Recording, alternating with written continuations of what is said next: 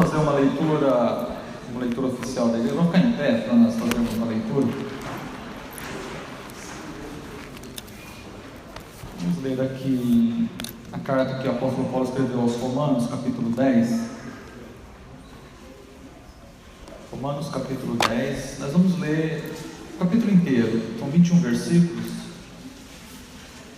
Romanos, capítulo 10, do versículo 1 até o versículo 21.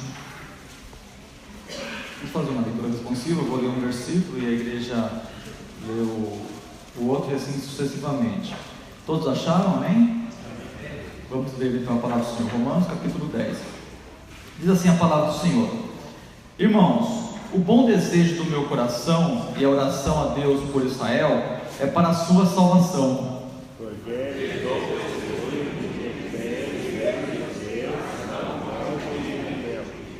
Porquanto não conhecendo a justiça de Deus e procurando estabelecer a sua própria justiça, não se sujeitaram à justiça de Deus.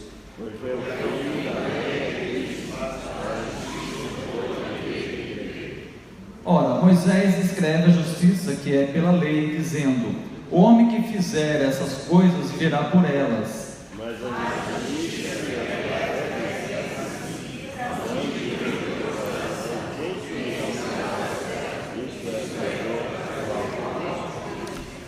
Ou quem descerá ao abismo, isto é, a tornar a trazer dentre os mortos a Cristo?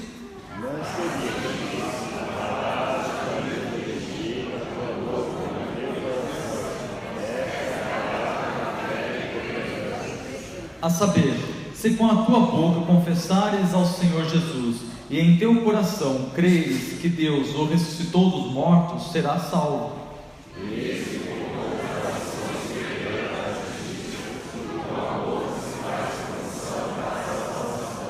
Porque a Escritura diz: todo aquele que nele crer não será confundido.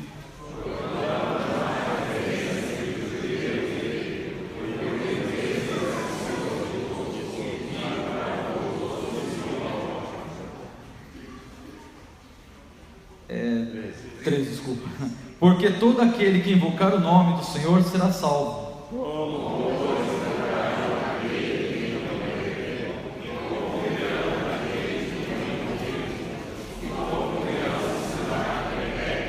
E como pregarão se não forem enviados?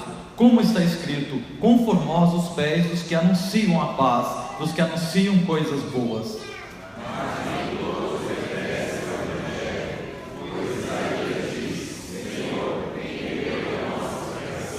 De sorte que a fé é pelo ouvir, e ouvir pela palavra de Deus.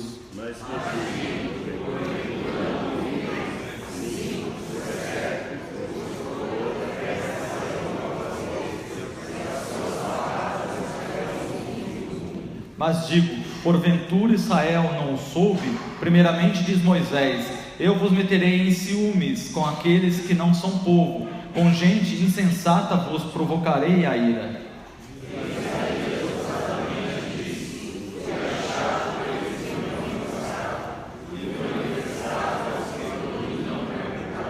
Mas contra Israel diz: todo dia estendi as minhas mãos a um povo rebelde e contradizente. Só até aqui. Podemos nos assentar. Quando o pastor pediu no domingo para que eu me preparasse para estar hoje aqui, eu fiquei, novamente a gente fica preocupado, fica orando, pedindo que Deus dê uma palavra, E aí ontem eu estava com um pensamento voltado para esse propósito, e aí em casa, a gente conversando, eu tinha lido uma postagem do pastor Emerson, e aí me despertou alguma coisa, e eu comecei a meditar e a ler, e a estudar, e Deus colocou esse texto de Romanos em meu coração, esse capítulo 10, onde tem o título de: os judeus rejeitam a justiça de Deus. E eu comecei a pensar, por que Paulo, quando ele escreveu essa carta, qual foi o propósito ou o intuito dele escrever essa carta? E aí, de acordo com, a gente começa a ler e começa a fazer um estudo em cima do texto, eu fui descobrindo que quando Paulo ele escreveu essa carta, já em torno do ano 56, 57 depois de Cristo, ele já estava na sua terceira viagem missionária em Éfeso, e nós vamos ver lá no final do livro de Romanos, da carta aos Romanos, que ele estava com o propósito de expandir a sua missão, expandir o seu ensino como missionário, como o chamado que ele tinha para pregar o Evangelho. E qual seria a expansão? A gente vai ver lá no final da carta aos Romanos que Paulo ele olha naquela região ali onde ele estava, no Mediterrâneo, a região de Éfeso, e ele viu que praticamente toda aquela região, já no ano 56, 57 aproximadamente depois de Cristo, ele já tinha alcançado, já tinha pregado, boa parte daquela região já tinha ouvido sobre o Evangelho de Cristo. E aí Paulo, ele começa então a olhar um pouco mais longe, e ele visualiza um local onde não tinha ainda o Evangelho chegado, que era a Espanha. Então o propósito de Paulo era conseguir, e após, antes de escrever essa carta, o propósito dele, ele vai falar isso lá no final, no penúltimo capítulo, que era chegar até a Espanha, pregando o Evangelho. Mas para isso, ele durante 15 ou 19 anos aproximadamente, ele tinha ficado nessas viagens, pregando o Evangelho naquela região ali do Mediterrâneo, e ele conseguiu muitas ofertas, e de acordo com Flávio José, um dos maiores historiadores judeus, não cristão, ele diz que nessa época o povo que vivia na região da Judéia estava passando por uma grande fome, e nós vemos, a semana passada mesmo estava comentando sobre a grande perseguição do imperador romano que estava sobre os cristãos naquela época. Os cristãos estavam sendo perseguidos e eles estavam sofrendo, e a Judéia, a região, principalmente a região de Jerusalém, os cristãos não tinham condições de trabalhar, ou não tinham condições de sobreviver pela grande perseguição do Império Romano, e eles estavam passando por uma grande dificuldade. Então a missão, o propósito de Paulo, de acordo com o que ele já tinha feito, dentro daqueles trabalhos que ele tinha implantado, inclusive em Éfeso, ele tinha conseguido ofertas, e ele ia levar para o povo, os cristãos que estavam na região da Judéia. Mas a missão dele não era essa, ele ia ajudar os cristãos ali, mas ele estava olhando um pouco mais à frente, ele não estava contente apenas de ter implantado as igrejas naquela região. Qual que era a visão dele? Era chegar mais para a Europa, pregar o Evangelho até a Espanha, está escrito isso, ele mesmo fala para os romanos. Então a missão dele era expandir. Ele viu que tudo que ele tinha feito ainda não tinha chegado ao fim, ele queria expandir o ministério. Muitas das vezes nós estamos na igreja e achamos que já fazemos alguma coisa, já está bom demais, e eu me contento apenas em vir à igreja, ou fazer parte de um grupo, ou então estar no culto, às vezes, ou 2 ou 3 vezes por semana, ou menos até. Mas Paulo, ele viu que a sua vida, depois que ele reconheceu, depois que ele aprendeu, depois que ele teve um encontro com Jesus, era de uma entrega total. E esse capítulo em particular, ele fala para os judeus, aqui era falando para os judeus especificamente, ele fala dessa entrega, dessa busca, porque eles estavam rejeitando o que Jesus tinha dado à igreja, eles não estavam aceitando a justiça de Deus, porque eles eram o que? Legalistas, eles estavam colocando coisas, ou então colocando as suas leis humanas em prioridade em relação ao que o Evangelho apresentava. Mas Paulo não estava contente, então ele queria ir um pouco mais longe. Então qual que foi a ideia de Paulo? Então eu volto para a Judéia, e depois eu preciso ter apoio, tanto financeiro quanto espiritual, para chegar até a Espanha, porque não é como hoje. Hoje eu pego um avião e vou para a Espanha, mesmo que eu estivesse na região da Judéia. Naquela época não, eu tinha que ir às costas de um cavalo, ou então pegar barcos e atravessar lugares, rios, mares, para chegar pregando o Evangelho. Então ele precisava de um apoio, principalmente espiritual, mas também um apoio financeiro. E qual igreja que poderia ajudar Paulo? Qualquer igreja que estava naquele caminho, que pudesse ajudar Paulo a chegar até a Espanha, porque o propósito da carta, a gente vai ver isso mais à frente, que era esse, ele ia levar o Evangelho até a Espanha, ele não foi ele que implantou a igreja em Roma, então ele não era conhecido em Roma como implantador da igreja. Muitos ali o conheciam, quem sabe da sua fama, quem sabe do que ele tinha feito como um grande missionário, mas muitos não o conheciam pessoalmente.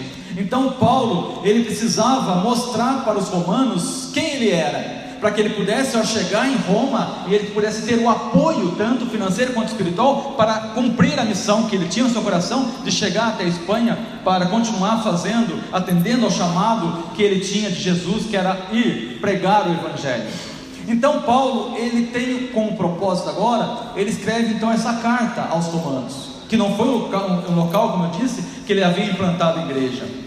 Então Paulo escreve eu diria que é um grande tratado, um fantástico tratado sobre o cristianismo, sobre o Evangelho de Cristo. Quando a gente lê a carta aos romanos, a gente consegue perceber desde o início até o final, toda a capacidade de Paulo em apresentar-se como um grande pregador do Evangelho, e principalmente mostrando para o povo romano o que era o Evangelho. Porque ele, como um defensor, ele tinha essa missão, e ele precisava mostrar. Então ele faz um estudo sistemático sobre o Evangelho, e nós temos então um grande tratado, eu diria, da carta aos romanos.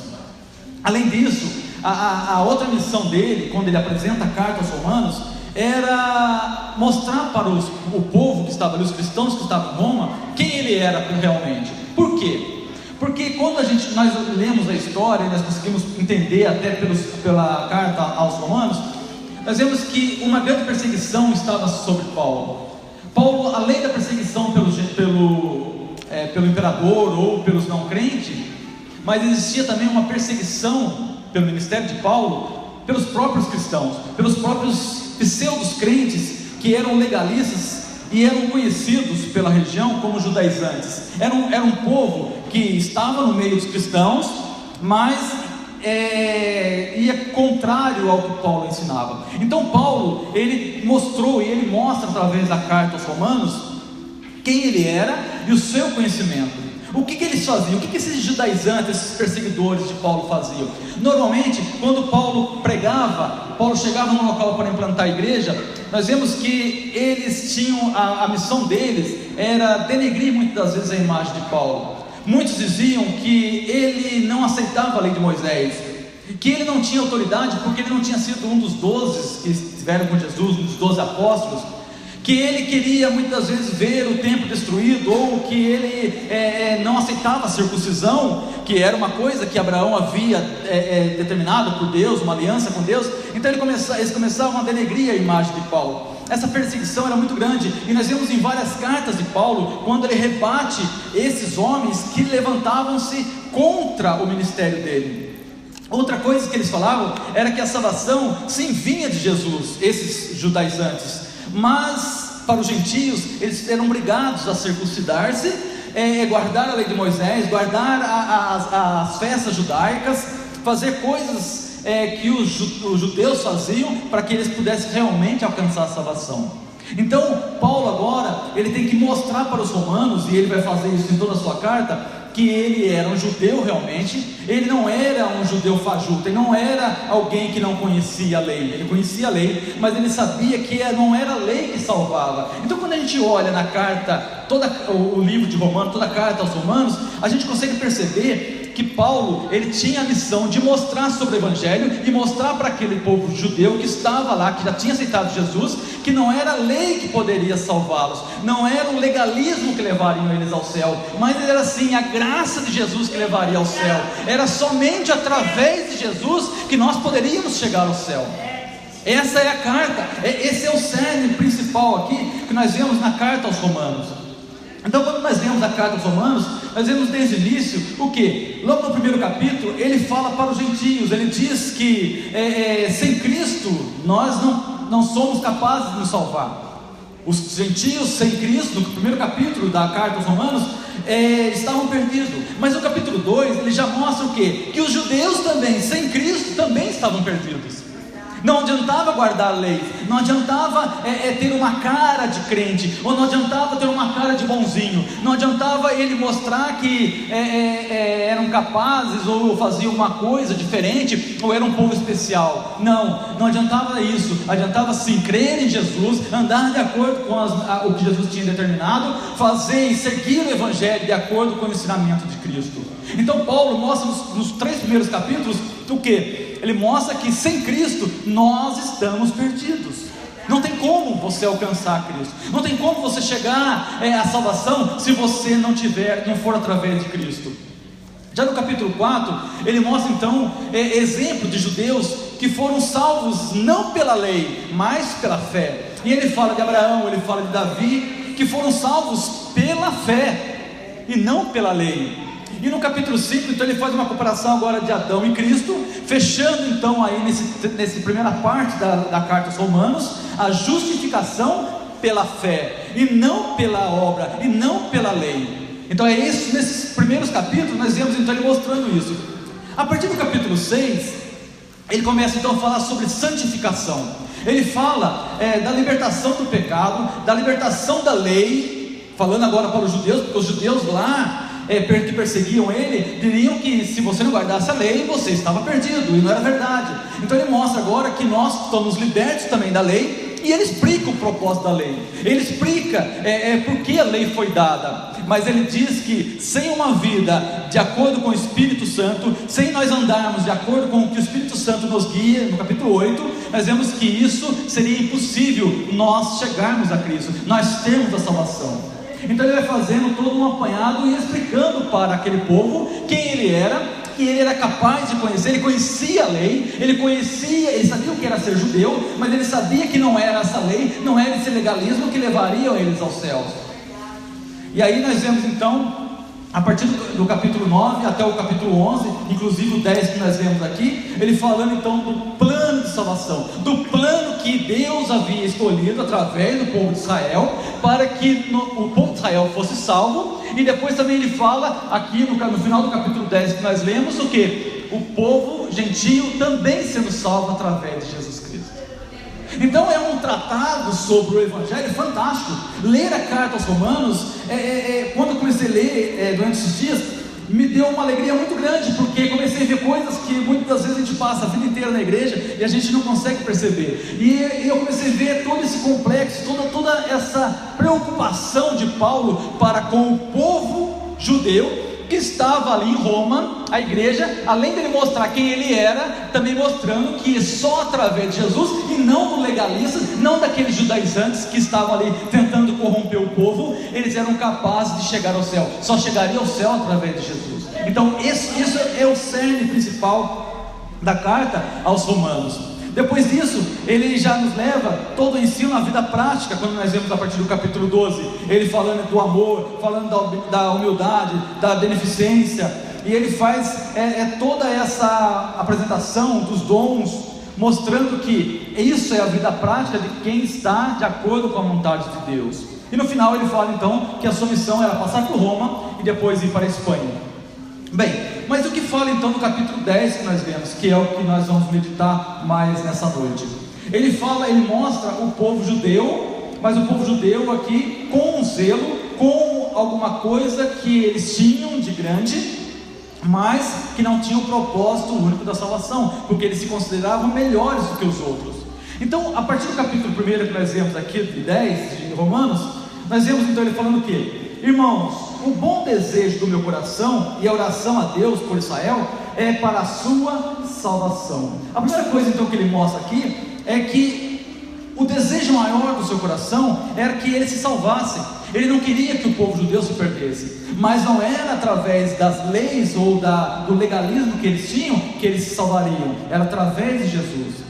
E uma coisa que eu vejo hoje é a preocupação de Jesus com a sua igreja, que nós venhamos a ser salvos, porque muitas pessoas têm vivido dentro de um legalismo, e é isso que eu quero parar um pouco aqui hoje, vivendo achando que o fato de eu estar me apresentando bem, já estou salvo. Tem pessoas que acham que nem precisam de salvação, que nem necessitam de salvação, porque não vivem nesse propósito. Vive apenas para mostrar que são crentes, ou para mostrar que é um povo, uma casta especial. E aí eu não consigo, eu pego por exemplo o Salmo 1 e começo a falar assim: não, eu não posso sentar perto de ninguém no meu trabalho, porque aquelas pessoas são tudo ímpio, todas aquelas pessoas ali são roda de escarnecedores, porque eu faço parte de uma elite, eu fui escolhido por Deus, então eu sou diferente, então eu não me aproximo dessas pessoas, como se eu fizesse parte de uma casta especial, de alguém que é melhor que os outros. Mas não foi isso que Jesus ensinou. Jesus Cristo, ele se misturou aos pecadores, ele andou, ele comeu com os publicanos, com os ladrões que eram considerados da época, com as prostitutas. Por quê? Porque ele tinha que mudar a cabeça dele, ele tinha que levar o evangelho. E às vezes eu fico preso dentro da igreja, achando que isso é ser crente, mas eu estou preso dentro de um legalismo, achando que então eu sou melhor, então as pessoas lá fora que vão para o inferno, então porque eu sou bom, então nem me misturo, porque está escrito no Salmo que eu não posso sentar na roda dos escarnecedores. Mas eu vou dizer uma coisa: sentar na roda dos escarnecedores é aquelas pessoas que estão dentro da igreja escarnecendo do evangelho. Esses são os escarnecedores que eu não devo nem sentar com ele. Mas os que estão lá fora acham que estão certo, porque eles não conhecem a verdade. Agora cabe a mim levar esse evangelho, cabe a mim pregar a eles, cabe a mim mostrar que eles estão errados, mas com sabedoria, com inteligência, com o que Deus me mostrar, o Deus colocar no meu coração, para que eu possa mudar, sim, as pessoas que estão lá fora, que muitas das vezes praticam a justiça melhor do que muitos cristãos, são pessoas mais corretas do que muitos cristãos, mas eu me considero melhor, então eu não me aproximo. E aí como que eu posso mudar? Como que eu posso transformar esse mundo? Como que eu posso levar o evangelho? Como que eu posso então me alegrar e entender que as pessoas precisam de Cristo? Se eu ficar preso dentro de 4 paredes, se eu ficar preso dentro da igreja. A escola bíblica dominical desse trimestre está falando sobre evangelização. E como o pastor falou numa das aulas anteriores, que nós estávamos aqui, ele falou o quê? Que nós muitas vezes falamos muito, mas não vivemos, não praticamos essa evangelização. Nós vivemos, nós falamos que temos que fazer, mas não é feito, porque parece que nós estamos confortáveis. E eu comecei a meditar em algumas passagens bíblicas que falam sobre isso. E um dos textos que me chamou a atenção, quando eu lia Romanos 10, é sobre o irmão mais velho do filho pródigo. Lá em Lucas capítulo 15, a partir do versículo 27, diz assim, a palavra do Senhor: e ele lhe disse: veio teu irmão e teu pai matou o bezerro cevado, porque o recebeu são e salvo. Mas ele se indignou e não queria entrar. E saindo o pai, estava com ele, mas respondendo ele, disse ao pai: eis que te sirvo há tantos anos, sem nunca transgredir o teu mandamento, e nunca me deste um cabrito para alegrar-me com os meus amigos. Vindo porém esse teu filho, que desperdiçou os teus bens com as meretrizes, mataste-lhes o bezerro cevado. Ele lhe disse: filho, tu sempre estás comigo, e todas as minhas coisas são tuas. Mas era justo alegrarmos-nos e folgarmos, porque esse teu irmão estava morto e reviveu, e tinha se perdido e achou-se.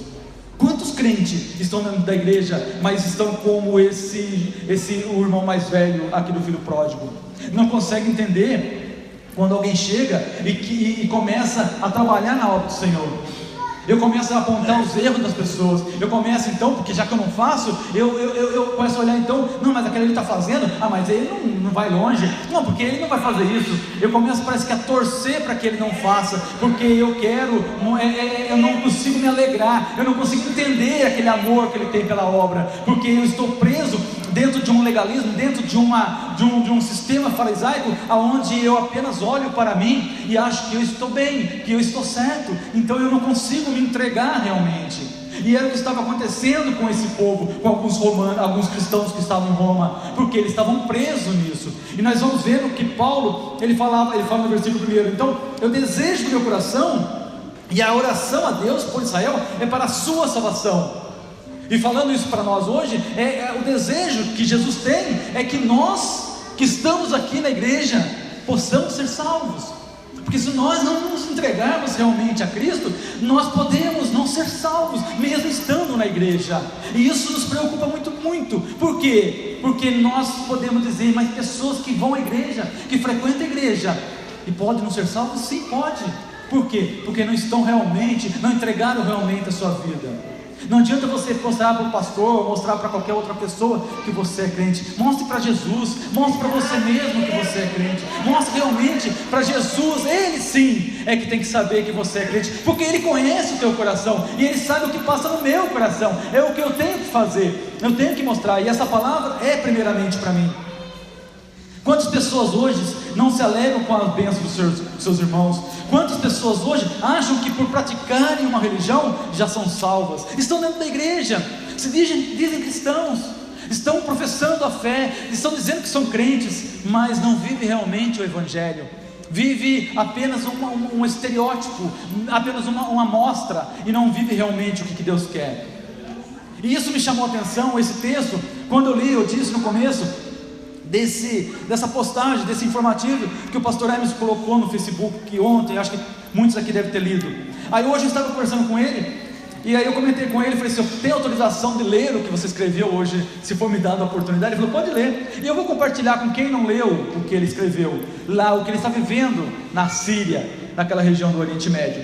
Olha o que ele diz aqui, quando ele apresentou aquele culto em Beirute, no Líbano ontem. Ele escreveu assim, isso aqui são palavras dele, e ele me autorizou para falar isso hoje. Desde o dia 12 de julho, quando cheguei na Síria, tenho presenciado o grande amor de Deus que tem sido proclamado. Povo de todas as línguas, tribos e nações que foram compradas pelo precioso sangue de Jesus.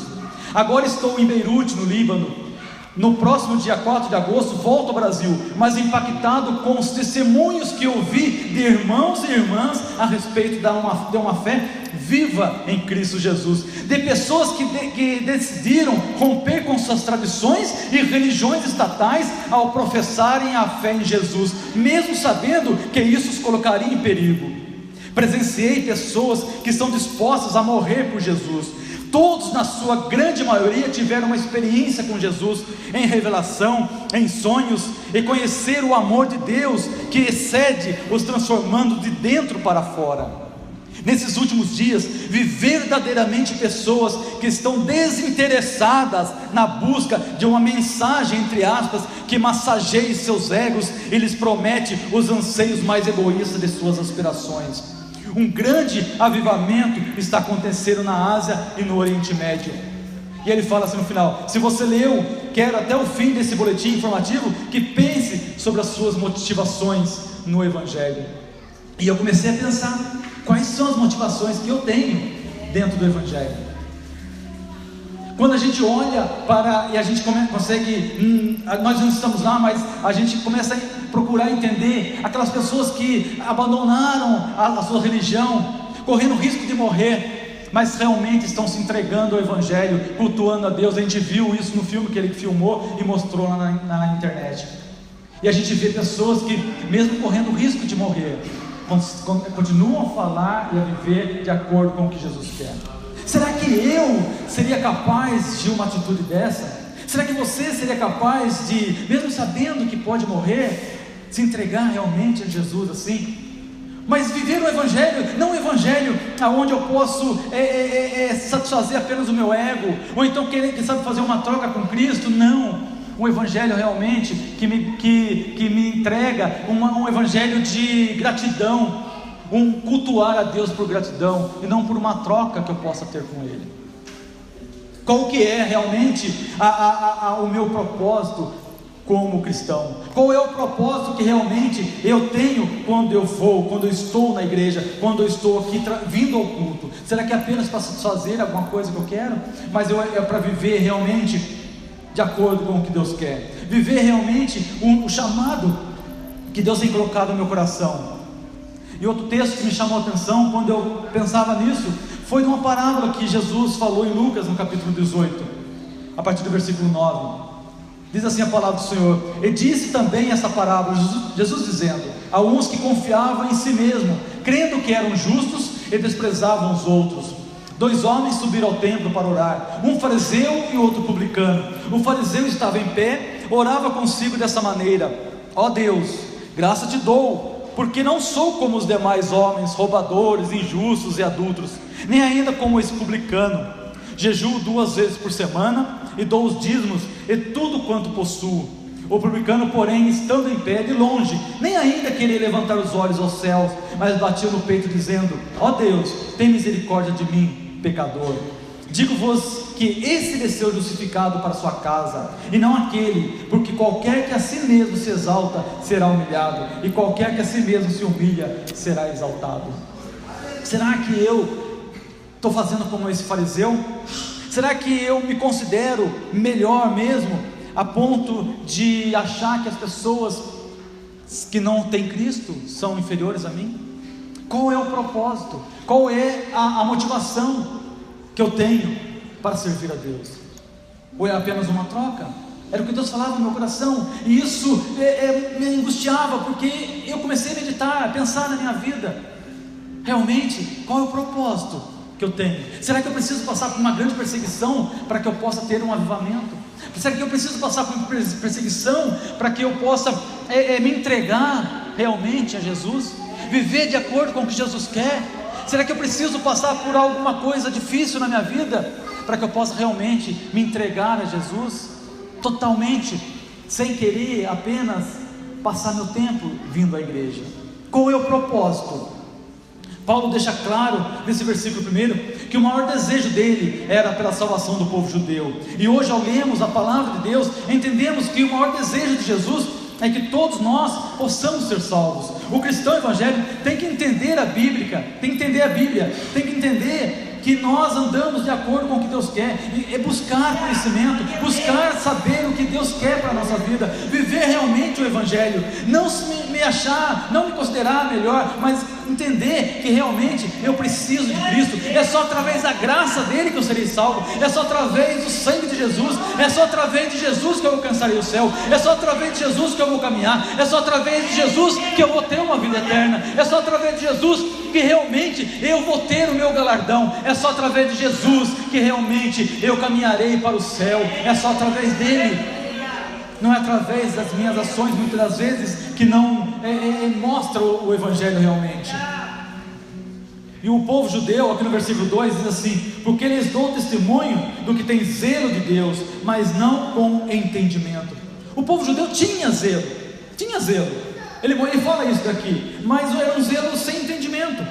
Os israelitas mostravam esse zelo por Deus, mas era sem entendimento. Eles não estavam entendendo a palavra, eles não entendiam realmente o Evangelho.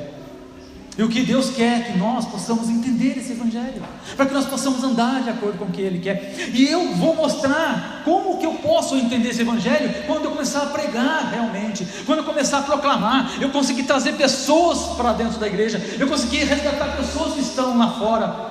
Era o que Paulo mostrava. Paulo já estava com uma idade mais avançada, mesmo assim ele falou: olha, eu quero ir agora para a Espanha pregar, eu quero ir mais longe pregar, eu quero buscar mais gente para Jesus, eu quero mostrar esse Evangelho para outras pessoas. Por quê? Porque eu não consigo deixar que ele seja só para mim. A missão minha é ir por todo mundo pregar o Evangelho. Essa é a missão nossa da igreja. Nós temos essa missão e nós muitas vezes não estamos fazendo isso, mas Jesus Cristo quer que nós façamos. Por isso ele está falando comigo e com você nessa noite.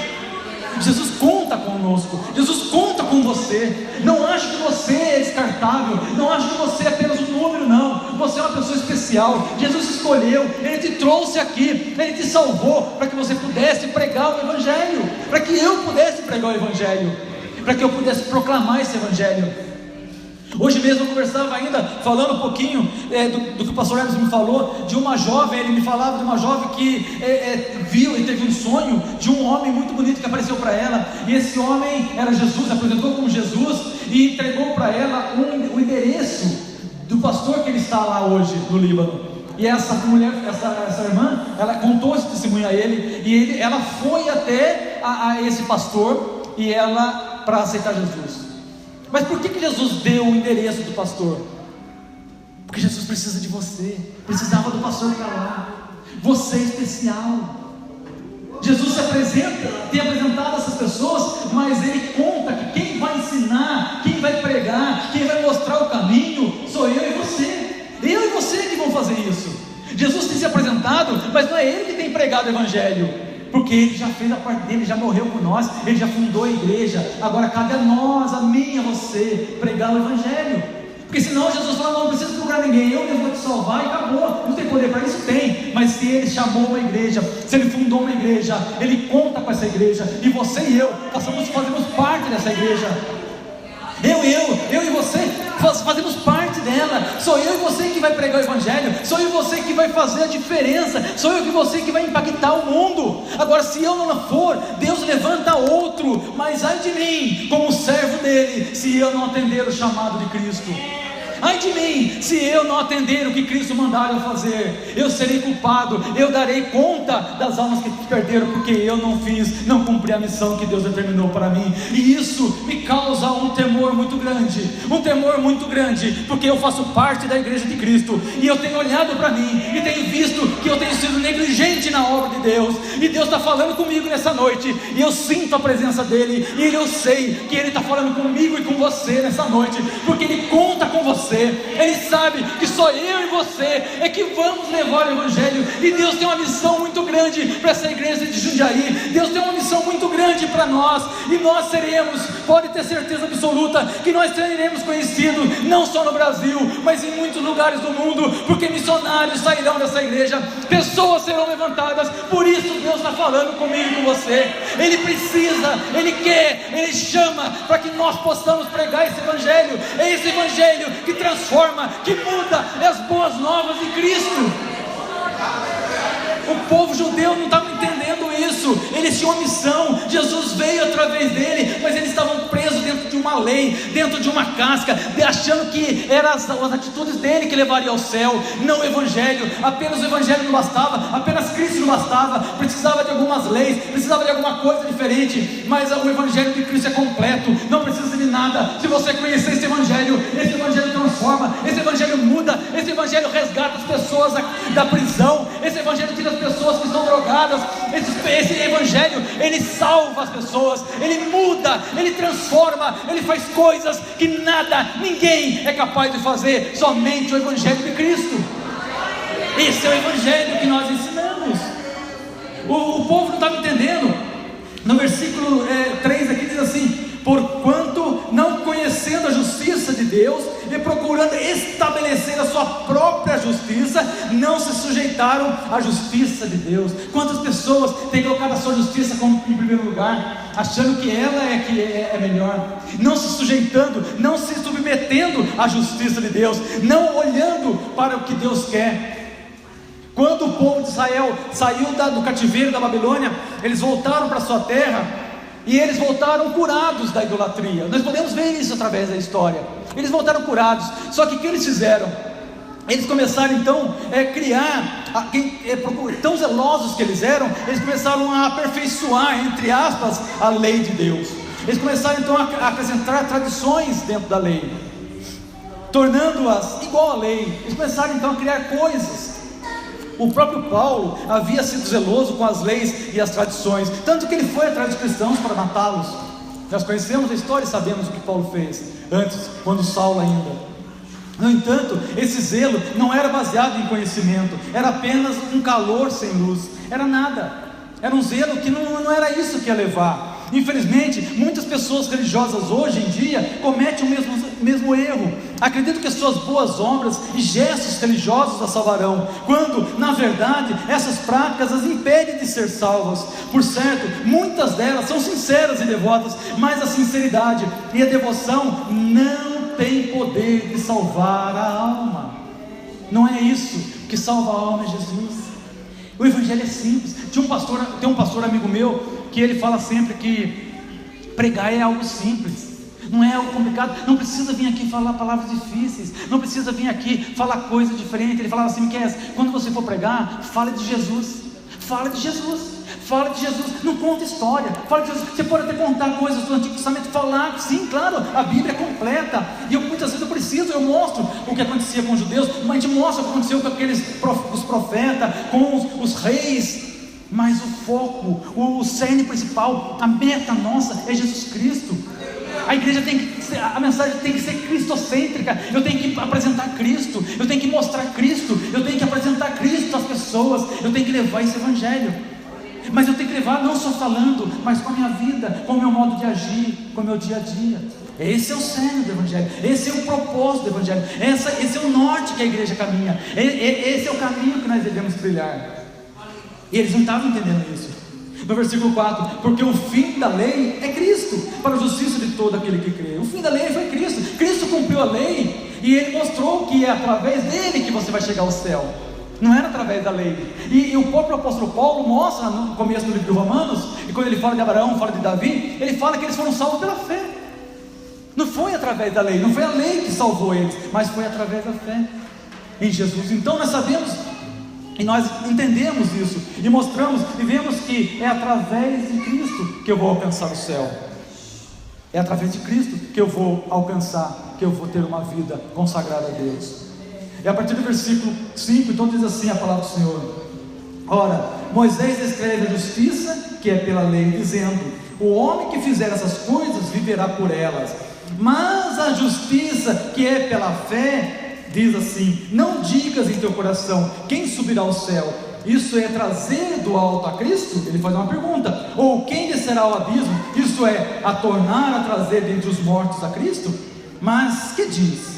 A palavra está junto de ti, na tua boca e no teu coração. Esta é a palavra da fé que pregamos, a saber, se com a tua boca confessares ao Senhor Jesus, e em teu coração creres que Deus ressuscitou dos mortos, serás salvo. Esse é o caminho que leva à salvação. É eu confessar com a minha boca, e em meu coração eu crer que Deus ressuscitou dos mortos a Cristo, eu serei salvo. É isso que eu tenho que ensinar. Então é algo simples. Pregar o Evangelho é simples, mas a gente às vezes cria tanta coisa, a gente inventa tanta coisa, a gente começa a fazer tanta coisa diferente, mas não é isso. Tem lugares que estão inventando coisas, que você tem que colocar alguma coisa na porta da sua casa para ser abençoado, que você tem que jogar não sei o que, não sei na onde, ele tem que passar por baixo da porta não sei do que, tem que mergulhar não sei quantas vezes dentro da lagoa, ou dentro da piscina, ou tem que tomar água do Rio Jordão, tanta coisa que foi inventando, para quê? Não é isso que te abençoa, não é isso que te dá a bênção, não é isso que te leva ao céu, não é isso que salva, mas o que salva é Jesus. Eu não preciso ficar inventando nada disso. Eu posso levar o Evangelho puro, pleno, sublime, capaz de transformar as pessoas. Oh, glória a Deus, que maravilha é entender o Evangelho. Quando você entende o Evangelho, você muda as pessoas, você consegue pregar, você consegue ver que não essas coisas que muitas vezes é criado pelo homem é capaz de mudar, mas o que Jesus Cristo criou já está completo. Já está completo. A única salvação é por Jesus. Tudo na religião judaica apontava para a vinda do Messias. Quando a gente olha para o judaísmo, para a história dos judeus, a gente vê que tudo apontava para a vinda do Messias. Só que eles não estavam entendendo. Os seus sacrifícios, o sacerdócio, os cultos do templo, as festas religiosas e as alianças, sua lei revelava que eram pecadores e precisavam de um Salvador. Era o que a lei mostrava aos judeus. Só que eles não entendiam isso. Mas em vez de deixarem que a lei os conduzisse a Cristo, adoraram a lei e rejeitaram o Salvador. Eles preferiram a lei, eles preferiram o templo e abandonaram Cristo. Eles não entenderam que o Messias tinha chegado. Eles não entenderam que o Messias estava entre eles. Eles não entenderam. Então a lei passou a ser mais importante, o templo passou a ser mais importante do que Jesus. Mas nós sabemos que não é assim, que Jesus é mais importante. É Ele o dono da igreja, é Ele que cuida de nós, é Ele que fala conosco. Quando eu meditava nesse texto hoje, eu comecei a chorar e comecei a entender. O Espírito Santo falava no meu coração e queimava o meu coração. Eu entendendo o Espírito Santo revelando algo simples, nada complexo. Quantas pessoas acham que é difícil, que é complicado? A lei era uma placa de indicação para lhes mostrar o caminho, mas não era capaz de mostrar o caminho, mas não era capaz de levá-los ao seu destino. Não era a lei que levaria eles ao destino dele. A lei não tem poder de oferecer justificação, apenas conduz o pecador ao Salvador que pode justificá-lo. Só Jesus pode nos justificar, só Jesus pode nos libertar, só Jesus pode transformar a nossa vida.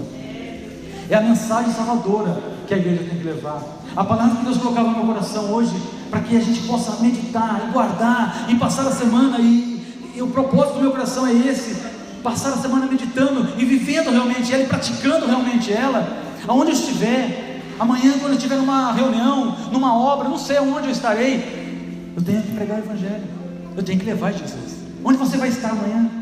No seu trabalho, na faculdade, onde? No seu lar, perto dos vizinhos, dentro da sua casa. Será que eu estou levando o Evangelho dentro da minha casa? Não adianta nós falarmos se a gente não viver realmente o que é falado. A mensagem é vã, ela vai passar como um vento.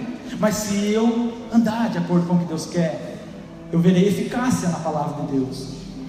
A fé em Cristo é que transforma. A fé em Cristo é que faz com que a gente cresça. É a palavra de Deus pregada. A palavra precisa ser pregada e Cristo tem que ser apresentado ao mundo. Só assim eu vou poder transformar o mundo. E nós vemos então que Paulo ele fecha esse capítulo 10 em Romanos, mostrando aos judeus, mostrando aqueles cristãos judeus que estavam ali, que Jesus sim tinha vindo para o povo de Israel, que o havia rejeitado, mas agora ele também se apresentava aos gentios, e nós, pela misericórdia de Deus, pudemos ser salvos, pelo grande maravilhoso trabalho. E Jesus e o próprio apóstolo Paulo já mostra que através de Moisés, através de Isaías, já falava da libertação e da salvação dos gentios. Ele mostra isso no finalzinho da carta do capítulo 10 de Romanos que nós lemos. Deus deseja usar nossa vida para levar o Evangelho, tanto aos judeus quanto a gentios, a todos precisam. Todas as pessoas que estão lá fora, que não têm Jesus, precisam ouvir esse Evangelho, precisam ter a sua vida transformada. Deus pode usar nossos pés e nossos braços, como usou os de Paulo e tantos outros que se dedicaram à obra de Deus. Todo aquele que nele crê, no versículo 1, toda a Escritura diz: todo aquele que nele crê não será confundido. E sou eu que levo, que prego, que mostro, através da palavra, quem é Jesus para o povo lá fora. Jesus Cristo chorou sobre Jerusalém e almejou reunir o povo em seus braços. Em vez disso, esses braços foram estendidos em uma cruz, onde ele morreu voluntariamente, dando por judeus quanto por gentios a sua vida. Ele morreu voluntariamente, mas ele diz que ele queria abraçar Jerusalém. Não é isso que ele fala? Deus é longânimo e paciente, não querendo que ninguém pereça, senão que todos cheguem ao arrependimento. Em 2 Pedro, capítulo 3, versículo 9, diz assim: o Senhor não retarda a sua promessa, ainda que alguns a tenham por tardia, mas é longânimo para conosco, não querendo que alguns se percam, senão que todos venham a arrepender-se. A missão de levar o Evangelho, as boas novas, é nossa como igreja. Essa é a missão nossa. A missão de sermos fiéis é nossa. É nós que vamos ser fiéis a Deus. Não vamos rejeitar a justiça de Deus. Não vamos permitir que alguma coisa me afaste de Cristo. Não vamos permitir que os meus anseios na terra, os meus prazeres, a minha vontade venha a ser superior à vontade de Cristo.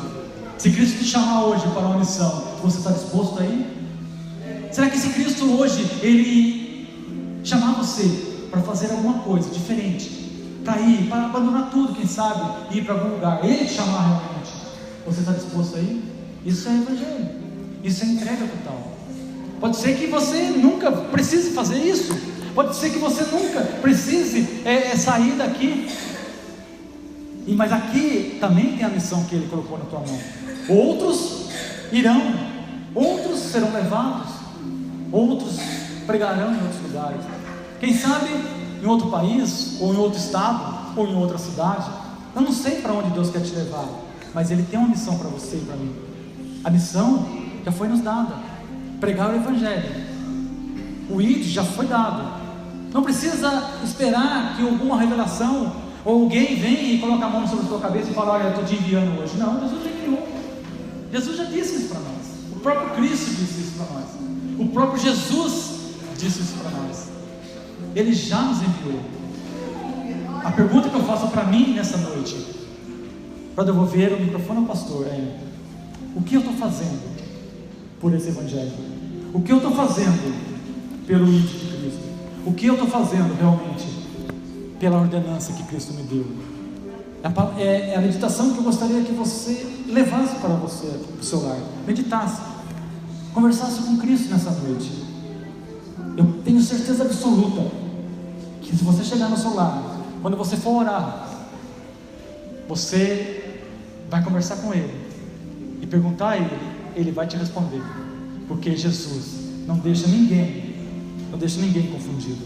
Se Ele quis que você ouvisse isso hoje, se Jesus quis que eu ouvisse isso hoje, é porque Ele tem algo para mim, e a missão é nossa. Ide por todo mundo pregar o Evangelho a toda criatura. Essa é a missão da igreja, essa é a missão nossa. Eu agradeço a oportunidade em nome de Jesus. Glória a Deus, amém.